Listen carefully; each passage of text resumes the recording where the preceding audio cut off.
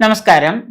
1202 ചിങ്ങമാസം 1 മുതൽ 1202 കർക്കിടക മാസം 31 അതായത് 2026 ഓഗസ്റ്റ് 17 മുതൽ 2027 ഓഗസ്റ്റ് 17 വരെയുള്ള ഒരു വർഷക്കാലം 12 മാസക്കാലത്തെ ഗുണദോഷ സമ്മിശ്ര ഫലങ്ങൾ എന്തൊക്കെയാണെന്ന് നമുക്ക് നോക്കാം.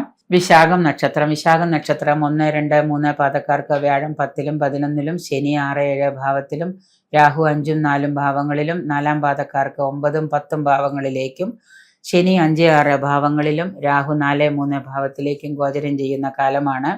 ഗുണാധിക്യമാകുന്ന ഒരു വർഷം തന്നെയാണ്. ഇതുവരെ ഉണ്ടായിരുന്ന കുറേയേറെ തടസ്സങ്ങളും ബുദ്ധിമുട്ടുകളും സാമ്പത്തിക അലച്ചിലുകളും ഒക്കെ മാറി ഒരുവിധം നേട്ടങ്ങളിലേക്ക് കടക്കുന്ന ഒരു വർഷമാണ്.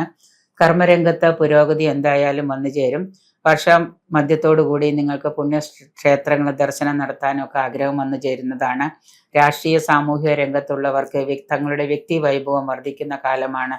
പുതിയ ഭവന നിർമ്മാണം ആരംഭിക്കും. ഭവനം പുതിയതായിട്ട് പണിയാനോ അല്ലെങ്കിൽ പുതിയ വീട് പണിയാനൊക്കെ ആയിട്ട് വസ്തു വാങ്ങിയിട്ടിരുന്നവർക്ക് അതൊക്കെ യോഗം കാണുന്നുണ്ട്. ശാരീരികമായിട്ടുള്ള അവശത മൂലം ആശുപത്രി വാസമൊക്കെ വേണ്ടി വന്നേക്കാം. വാഹനം മാറ്റി വാങ്ങാൻ യോഗം. ദാമ്പത്യത്തിലെ പങ്കാളിയുമായിട്ടുണ്ടായിരുന്ന ഭിന്നതയൊക്കെ മാറി ഐക്യത്തിൽ വർദ്ധിക്കുന്നതുകൊണ്ട് കുടുംബത്തിൽ സന്തോഷവും സമാധാനവും കൈവരിക്കാം. യാത്രാ ചെലവുകൾ ധാരാളമായിട്ട് അധികരിക്കുന്നുണ്ട്. ബിസിനസ്സുകാർക്ക് പല വിവരശേഖരണത്തിനായിട്ടൊക്കെ യാത്രകൾ വന്നുപെടുന്നതാണ്.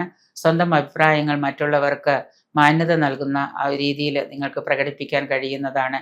ഇതുവരെ നിങ്ങളുടെ വാക്കുകളെ ഒന്നും ഉൾക്കൊള്ളാതിരുന്നവരിപ്പോൾ നിങ്ങളുടെ വാക്കുകളെ കേൾക്കാനും അതിന് അഭിപ്രായ മാന്യത തരാനും ഒക്കെ തയ്യാറാവും. ചതി, വഞ്ചന ഇവയ്ക്കൊക്കെ അടിമപ്പെടാതിരിക്കാൻ പ്രത്യേകം ശ്രദ്ധിക്കാം. ബന്ധുജനങ്ങളുടെ സഹായത്തോടു കൂടി കുടുംബത്തിൽ ഐശ്വര്യവും സന്തോഷവും ഒക്കെ നിലനിർത്താൻ കഴിയും.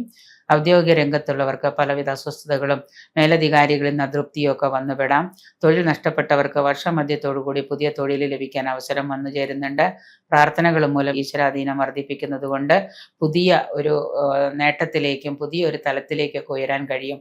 പരദേവതാ പ്രീതി വരുത്തുകയും ചൊവ്വാഴ്ച ദിവസം ഭദ്രകാളി ക്ഷേത്ര ദർശനം നടത്തുന്നതും നിങ്ങളുടെ ദോഷപരിഹാരങ്ങൾക്ക് ഉത്തമമാണ്.